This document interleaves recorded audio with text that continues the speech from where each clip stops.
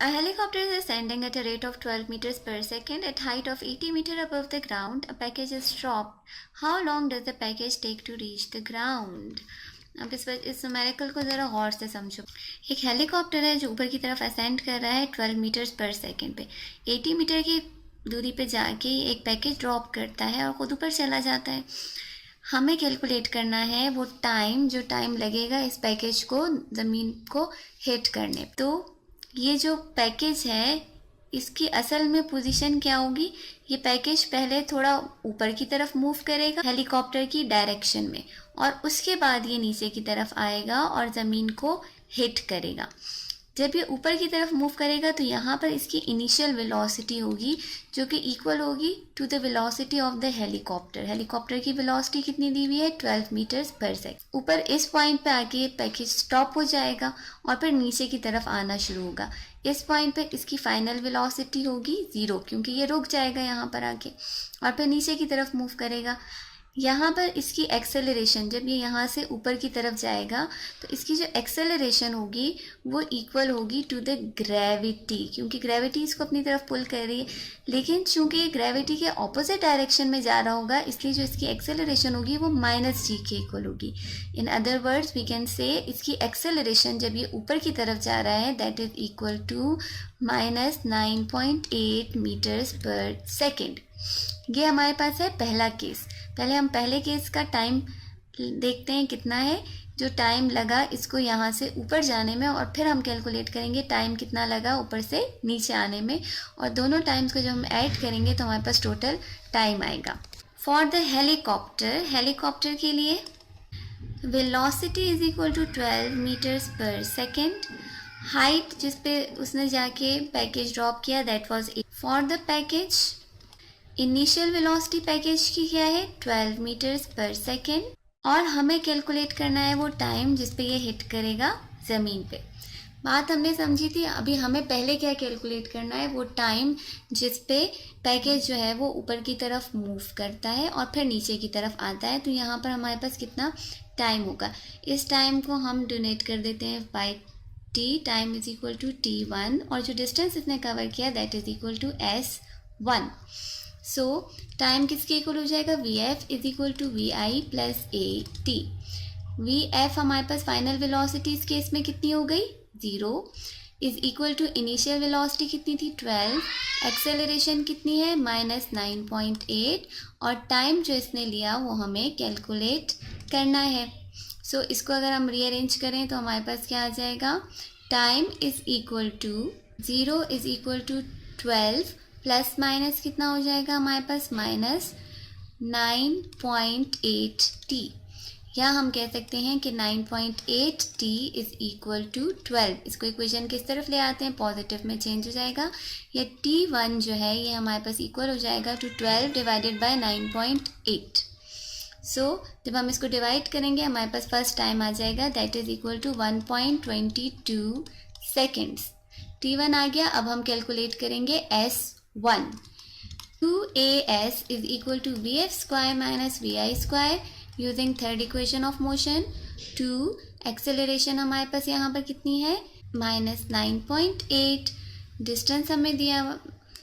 On rearranging s किसकी equal हो जाएगा? vf square minus vi square upon 2a। s is equal to vf कितना था? 0 का स्क्वायर माइनस vi है हमारे पास 12 का square divided by 2 multiply by -9.8। So s will be equal to 0 minus 12 का स्क्वायर हो जाएगा। 2 इंटू -9.8 विल गिव अस -19.6। दोनों को हम डिवाइड करेंगे, नेगेटिव साइंस कैंसिल हो जाएंगे। सो हमारे पास s1 आ जाएगा that is equal to 7.34 metres. ये वो डिस्टेंस है जो कि पैकेट कवर करेगा पहले नीचे से थोड़ा सा ऊपर जाके। यहाँ पर देखो जब पैकेट नीचे से थोड़ा सा ऊपर गया तो इसने टाइम कितना लिया? टाइम इसने लिया 1.22 सेकेंड्स, और जो डिस्टेंस इसने कवर किया s1 that is equal to 7.34 metre. ये 7.34 मीटर ऊपर गया और उसके बाद ये नीचे की तरफ, ये जब बॉडी जो है वो नीचे की तरफ मूव करेगी, ऊपर से नीचे की तरफ आएगी, तो इसकी जो इनिशियल वेलोसिटी होगी that will be equal to 0 metres per second, और जो इसकी एक्सेलरेशन होगी वो ग्रेविटी की वजह से होगी, और इस दफ़ा ग्रेविटी पॉजिटिव लेंगे क्योंकि acceleration in the direction of gravity होगी, इसलिए अब एक्सेलरेशन होगी 9.8 metres per second square.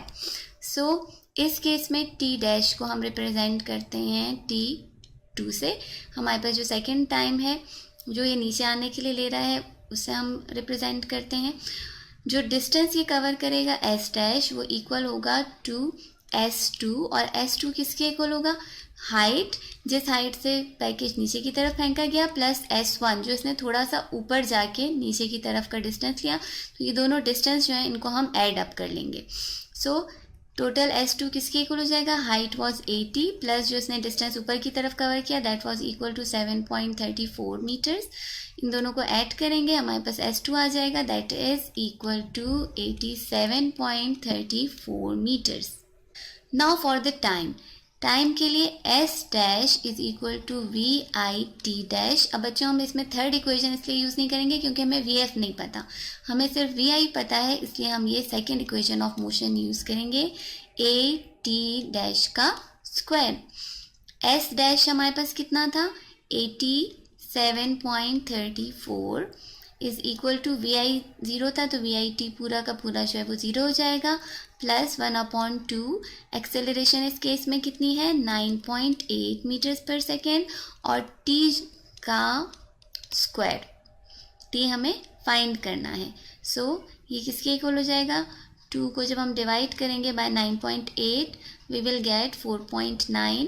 So 87.34 is equal to 4.9 t का स्क्वायर, या हम कह सकते हैं कि t का square is equal to 87.34 divided by 4.9।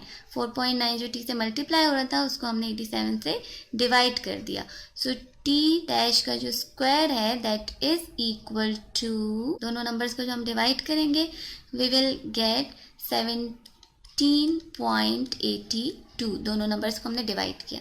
अब चूंकि हमें सिर्फ t चाहिए, हमें इसका स्क्वायर नहीं चाहिए, तो हम दोनों साइड्स पे इसका ले लेंगे under root.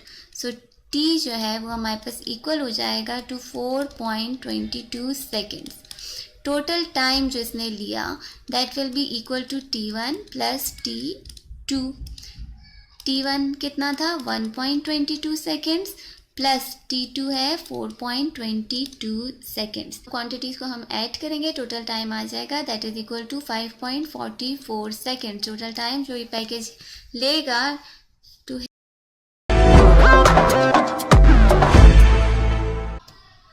So here we have another numerical. 2 tugboats are towing a ship. ये जो छोटी वाली बोट्स हैं इनको हम कहते हैं टग बोट।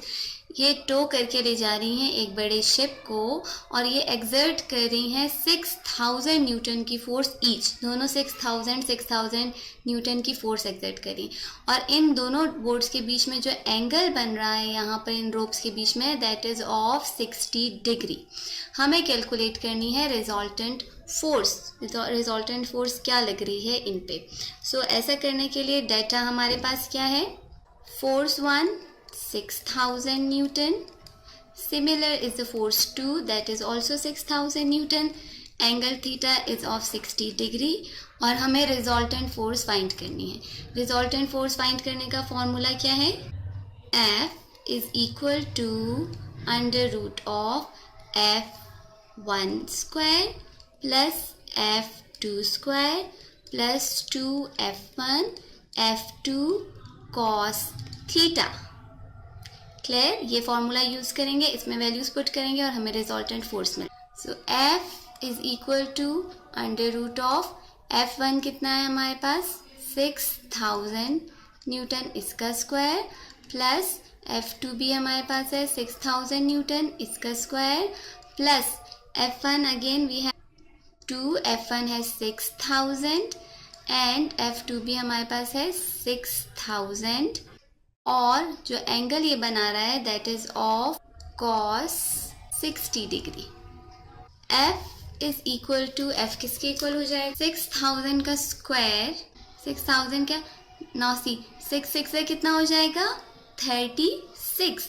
और जो जीरोज है ना ये डबल हो जाएंगे, तो यहाँ पर हमारे पास 3 जीरोज हैं, तो यहाँ पर हमारे पास इसके साथ लगेंगे 6 जीरोज जब आप स्क्वायरिंग करते हो, प्लस अगेन 36, 6 इज 36 एंड ये हमारे पास हो जाएंगे 6 जीरोज, प्लस जब हम इसको मल्टीप्लाई करेंगे तो हमारे पास हो जाएगा 72। सी नंबर्स को अगर देखते हैं, 6 2 is 12 एंड 12 6 is 72, और ये सारे जीरोज जो हैं ये इसके साथ लग जाएंगे, that will also make 6 zeros. Now cos 60 is equal to 0.5। सबसे पहले क्या करना है बच्चों, जब भी एक सम में आपके पास मल्टीप्लिकेशन भी आ रहा हो और एडिशन भी साथ आ रहा हो तो आप पहले मल्टीप्लाई करते हो। हम इसको मल्टीप्लाई करेंगे, 72,000 को 0.1 से 5 से मल्टीप्लाई करेंगे तो ये हाफ रह जाएगा, 72,000 का हाफ इक्वल हो जाएगा 36, 72 का हाफ हमारे पास हो जाएगा 36। इन सब नंबर्स को जब हम मल्टीप्लाई ऐड करेंगे और इसका अंडर रूट लेंगे तो हमारे पास रिजल्टेंट फोर्स आ जाएगी, that will be equal to 10,392.5 newton. ये टग बोट्स जो फोर्स अप्लाई कर रही हैं इस शिप पे वो फोर्स है of 10,392.5 newton. Bismillahirrahmanirrahim. Numerical number 3, chapter number 2, kinematics, class 11. A car starts from rest and moves with a constant acceleration. During the 5th second of its motion, it covers a distance of 36 meter. Calculate acceleration of the car and total distance covered by the car. ये car है जो move की यहाँ से लेकर यहाँ तक इसने मूव किया 5th सेकंड के दौरान, इस वाले सेकंड के दौरान इसने जो डिस्टेंस कवर किया that is equal to 36 metre. इस पूरे रूट को हम लोग डिवाइड कर लेते हैं दो हिस्सों में। पहला हिस्सा वो है जब इसने डिस्टेंस कवर किया S4 तक यानी 1 से लेकर 4 तक, और दूसरा वो हिस्सा है जब इसने डिस्टेंस कवर किया S5 में। हमें सिर्फ वो डिस्टेंस दिया हुआ है जो इसने 5th सेकंड में कवर किया, यानी ये जो डिस्टेंस है that is S5 minus S4, और S5 में से जब हम S4 निकाल देते हैं तो ये वाला हिस्सा रह जाएगा, ये इक्वल है 236 मीटर। ठीक है, हमें कैलकुलेट करना है कि टोटल एक्सेलरेशन क्या थी कार की और उसने जो टोटल डिस्टेंस कवर किया वो क्या है। बहुत सिंपल न्यूमेरिकल है, ज़रा ध्यान से देखिएगा। डेटा फॉर्म करेंगे आप, कार की इनिशियल वेलोसिटी 0, रेस्ट से कार स्टार्ट हुई तो initial velocity is equal to 0। 5th second में T5 जो है वो जो इसने डिस्टेंस कवर किया 5th सेकंड में, तो टाइम हमारे पास 5th सेकंड के लिए होगा 5 सेकंड। T4 ये जो पिछला सारा टाइम है जो इसमें 1 से 4 तक गया है वो टाइम हमारे पास कितने सेकंड्स हो गया, 4 सेकंड। तो T4 is equal to 4 seconds. हमें जो चीज़ें रिक्वायर्ड हैं जो हमने कैलकुलेट करनी है दैट इज़ एक्सेलरेशन, और हमें कैलकुलेट करना है टोटल डिस्टेंस कवर्ड। ये दोनों चीज़ें हमने कैलकुलेट करनी। तो बेटा बहुत ही सिंपल न्यूमेरिकल है, इसको हम डिवाइड कर लेते हैं। पहले हम फाइंड कर लेते हैं S5 जो डिस्टेंस इसने कवर्ड किया in 5th second, that will be equal to, formula हम कौन सा लगाएंगे, VIT प्लस हाफ AT का स्क्वायर। यहाँ पर देखो इनिशियल वेलोसिटी 0 थी इसलिए ये पूरा का पूरा 0 हो गया, प्लस हाफ A, और टाइम जो है 5th सेकंड में वो हमारे पास कितना था 5, तो S5 is equal to 1/2 A, और 5 का स्क्वायर हो जाएगा 25, 25 को 2 से डिवाइड करोगे आपके पास S5 आ जाएगा that is equal to 12.5 A। ठीक है, इसको यहीं पर छोड़ते हैं। अब हम फाइंड करते हैं S4। S4 is equal to वही similar VIT plus half AT square, एक माइनस सा लग गया, ये माइनस है नहीं, कहाँ गया, इसको रब कर देते हैं। ठीक है, AT का स्क्वायर इज इक्वल टू, ये देखो इनिशियल वेलोसिटी 0 थी, 0 से T मल्टीप्लाई होगा तो ये सब 0 हो जाएगा, प्लस हाफ A, और देखो यहाँ पर टाइम कितना था हमारे पास 4 सेकेंड था, तो हम लोग टाइम की जगह लगा लेंगे 4, 4 का square is equal to 1/2 A, 4 का स्क्वायर कितना हो जाएगा, 4 4 ज़ा 16, 2 1 ज़ा 2, 2 8 ज़ा 16, तो S4 हमारे पास इक्वल हो जाएगा टू 8A। पीछे हमने एक और बात पढ़ी, हमने कहा जो टोटल डिस्टेंस इसने कवर किया था 5th सेकंड में, हमने डिवाइड की थी सिचुएशन को हमने डिवाइड किया था, कार जब मूव करी थी तो 5th सेकंड के दौरान इसने जो डिस्टेंस कवर किया था that was equal to 36 metre. 5th second को आप किस तरह से बताओगे, S5 माइनस S4 का जो डिस्टेंस था that was equal to 36 metre. ठीक है, यहाँ पर हम लोग क्या करते हैं, इनको लिख लेते हैं S5 minus S4 is equal to S5 कितना निकला हमारे पास बेटा 12.5 A माइनस 8A। ठीक है, ये वाली वैल्यू हमारे पास किसके इक्वल थी 36 के। 36 इज इक्वल टू 12.5 में से 8A माइनस करो, आपके पास रह जाएगा 4.5A। सही हो गया। हमारे पास सिचुएशन क्या बन गई 4.5A इज इक्वल टू 36। हमें एक्सेलरेशन फाइंड करनी है। Acceleration is equal to 36 divided by 4.5। दोनों को डिवाइड करोगे आपके पास एक्सेलरेशन आ जाएगी 8 metres per second square. Acceleration मिल गई। अब हमें टोटल डिस्टेंस कवर बताना है कितना है, यानी 1 से लेकर 5 तक ये जो टोटल डिस्टेंस होगा ये क्या होगा S5। हमने पीछे ड्राइव किया यहाँ पर S5 is equal to 12.5A। S5 is equal to 12.5A।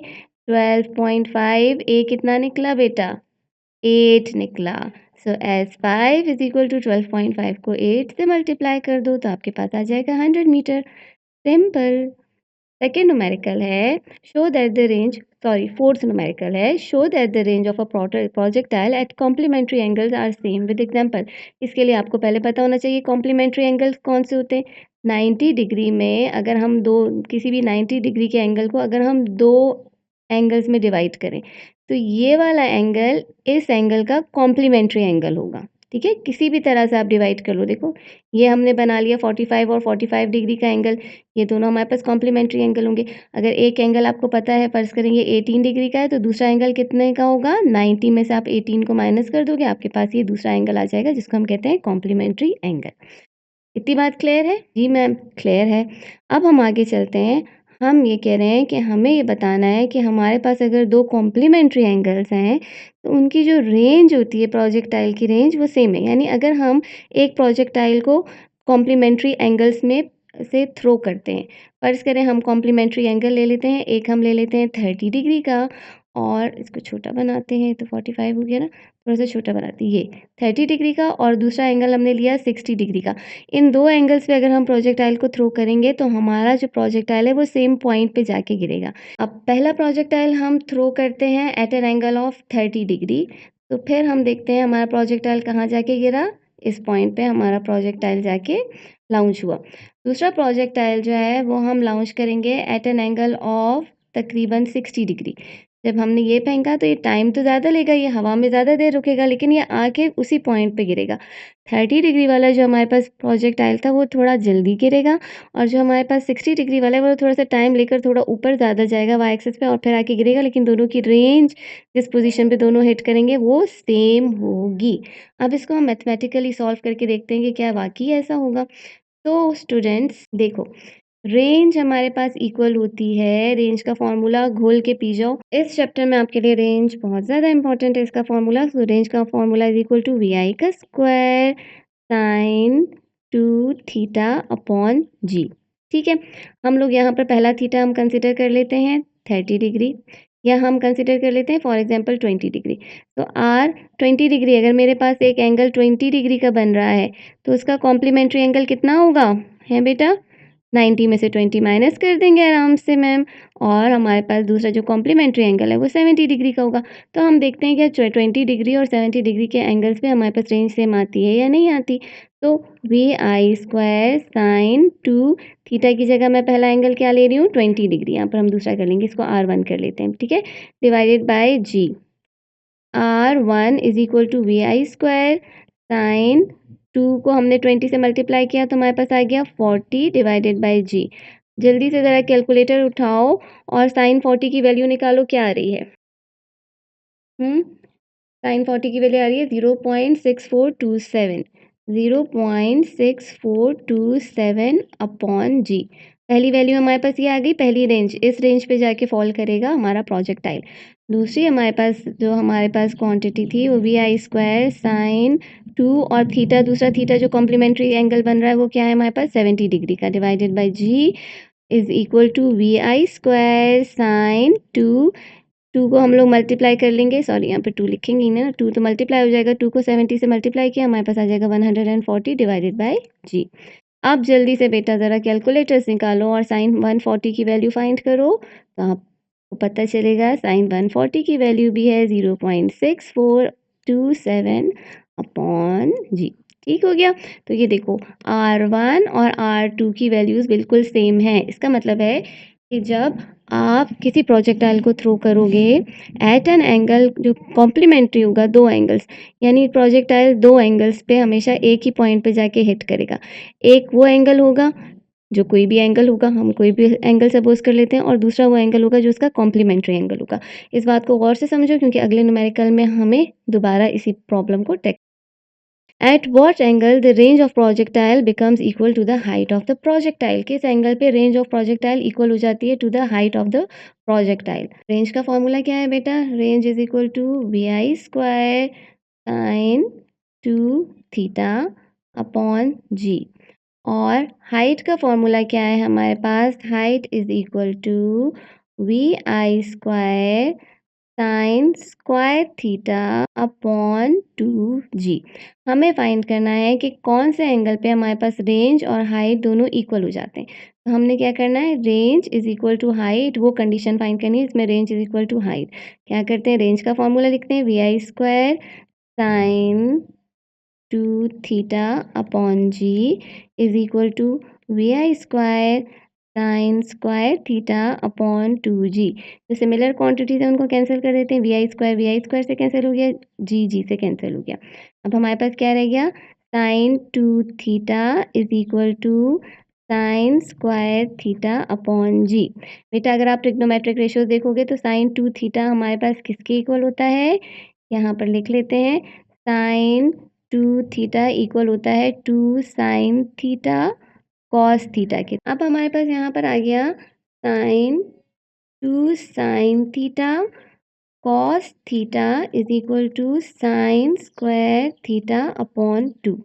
ठीक है, एक साइन थीटा से एक साइन थीटा कैंसिल हो गया और ये 2 जो यहाँ डिवाइड हो रहा था इस तरफ जाके मल्टीप्लाई हो जाएगा। So we will be left with 4 cos theta is equal to sine theta. ये cos थीटा यहाँ मल्टीप्लाई हो रहा था, इधर जाके हम इसको डिवाइड कर देंगे तो 4 is equal to sine theta upon cos theta. जल्दी से बताओ बेटा, sine theta upon cos theta किसके इक्वल होता है? टेंजेंट थीटा के इक्वल होता है। आपको सब पता है, टेंजेंट थीटा। ठीक है, अब हमें चूंकि थीटा फाइंड करना है हम ऐसे लिख लेते हैं, tangent theta is equal to 4। हम क्या करेंगे, इस टेंजेंट को इधर ले जाके इन्वर्स कर लेंगे तो theta is equal to tangent का इन्वर्स इंटू 4। जल्दी से फाइंड करो, टेंजेंट का इन्वर्स ऑफ 4 किसके इक्वल होता है? हाँ, ये इक्वल होता है टू 75.96। या अगर आप इसको राउंड ऑफ करते हो तो आपके पास आ जाएगा 76 डिग्री। तो जो एंगल हम जिस पे शेल को फायर करेंगे, जिस पे उसकी रेंज और हाइट दोनों इक्वल होंगे, that will be equal to 76 degree. A mortar shell is fired at a ground level target 500-meter distance with an initial velocity of 90 meters per second. What is the launch angle? एक martyr shell fire हुआ, किस angle, कितना इसका distance है जिस पे ये fire हुआ, that is equal to 500 metre. और ये यहाँ से हमने फायर किया, ये एंगल इनिशियल वेलोसिटी इसकी थी 90 मीटर्स पर सेकेंड। हमें ये एंगल फाइंड करना है, ये थीटा फाइंड करना है जिस पे हमने ये मार्टर शेल लाउंज। तो ये वाला न्यूमेरिकल भी बहुत आसान है। अगेन हमें क्या फाइंड करनी है? रेंज हमारे पास, रेंज से ही हम निकालेंगे इसको। Range is equal to VI का स्क्वायर साइन 2 थीटा। अच्छा बेटा रुको, पहले हम डाटा फॉर्म कर लेते हैं इस न्यूमेरिकल का। ठीक है, डाटा हमें क्या दिया हुआ है? हर न्यूमेरिकल का आपने डाटा फाइंड करना है। इनिशियल वेलोसिटी हमें दी हुई है, डाटा फॉर्म करना है, फाइंड नहीं करना। 90 मीटर्स पर सेकेंड दी हुई है, रेंज इसकी हमें दी हुई है 500 मीटर और हमें एंगल थीटा फाइंड करना है। अब सॉल्यूशन की तरफ बढ़ते हैं। सही अच्छे बच्चों की तरह प्रॉपर काम करना है, आपने डाटा फाइंड करना, डाटा फॉर्म करना है, उसके बाद आपने सॉल्यूशन करना है। ठीक है, पीछे वाले न्यूमेरिकल्स में भी आपने डाटा फॉर्म करना है। अब रेंज इज इक्वल टू किसके इक्वल है? Range is equal to VI का square sine 2 theta upon G. VI हमें कितना दिया हुआ है? 90 का स्क्वायर ले लेंगे। रेंज हमें दी हुई है 500 लगा देते हैं, मल्टीप्लाइड बाय साइन 2 थीटा हमें पता नहीं है, अपॉन जी है हमारे पास 9.8। ठीक है, 9.8 जो मल्टीप्लाई हो रहा था इसको इस तरफ ले जाके डिवाइड कर देते हैं, सॉरी जो डिवाइड हो रहा था इस तरफ ले जाके मल्टीप्लाई कर देते हैं। 9.8 इज इक्वल टू 91 का स्क्वायर कितना हो जाए, 90 का स्क्वायर कितना हो जाएगा बेटा? 8100 साइन 2 थीटा। आप क्या करोगे, इन दोनों नंबर्स को मल्टीप्लाई करके इसको 8100 से डिवाइड कर दोगे। तो यहाँ पर आ गया हमारे पास 4900 और 8100 से इसको डिवाइड कर देंगे is equal to sine 2 theta. या sine 2 theta is equal to, इन दोनों को आप डिवाइड करोगे यू विल गेट 0.604। ठीक है, अब चूंकि आपको थीटा फाइंड करना है तो हम लोग क्या करते हैं कि हम साइन थीटा को इस तरफ ले जाते हैं, इसका इन्वर्स हो जाएगा। तो 2 theta is equal to inverse of sine 0.604। Calculators निकालो, शिफ्ट दबाओ, साइन दबाओ, यानी साइन का इन्वर्स लो और 6.04 का आप साइन इन्वर्स लो। आपके पास क्या आ रहा है? मेरे पास तो आ रहा है 37.15। सिर्फ थीटा फाइंड करना है तो हम 37.15 को 2 से डिवाइड कर देंगे तो हमारे पास थीटा आ जाएगा, वो एंगल आ जाएगा जिसे हमने अपना मार्टर शेल फायर किया, दैट इज इक्वल टू 18.57। ओए होए मैम, आंसर तो गलत आ रहा है, बुक में तो ये आंसर आ ही नहीं रहा। तो बुक में आंसर इसलिए नहीं आ रहा है क्योंकि दो एंगल्स ऐसे होंगे जिन पे हम लोग जब फायर करेंगे तो हमारे पास रेंज सेम आएगी। कौन से दो एंगल्स होंगे? जो आपस में एक दूसरे के कॉम्प्लीमेंट्री एंगल होंगे। अगर एक एंगल 18.57 का बन रहा है तो दूसरा एंगल कितना होगा? हमने क्या करना है मैम, हमने 90 में से 18.57 को माइनस कर देना है तो हमें पास 18.57 का कॉम्प्लीमेंट्री एंगल आ जाएगा। तो जब आप 90 में से इसको माइनस करोगे you will get, what will you get? You will get 71.4 degree. यही है ना आंसर आपकी बुक में? बेटा प्लीज़ सब्सक्राइब करो, शेयर करो, लाइक करो। टेक केयर, अच्छी अच्छी तैयारी करो पेपर्स की। अल्लाह हाफिज़।